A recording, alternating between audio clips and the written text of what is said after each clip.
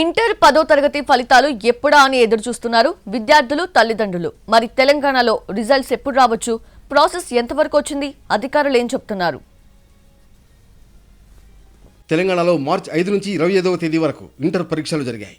దాదాపు 10 లక్షల మంది విద్యార్థులు పరీక్షలకు హాజరయ్యారు. ఫలితాలు ఎప్పుడా అని ఎదురు చూస్తున్నారు విద్యార్థులు తల్లిదండ్రులు. ఇంటర్ ఫలితాలకు సంబంధించి ప్రక్రియ చివరి దశకు వచ్చింది. పేపర్ కరెక్షన్ పూర్తయింది. ఈ నెల 21 వరకు పోస్ట్ ఎగ్జామినేషన్ ప్రాసెస్ పూర్తవుతుందని ఇంటర్ అధికారులు చెప్పారు. ఆ తర్వాత ఎప్పుడైనా ఇంటర్ ఫలితాలను వెల్లడించేందుకు బోర్డు పరంగా సిద్ధమని అంటున్నారు.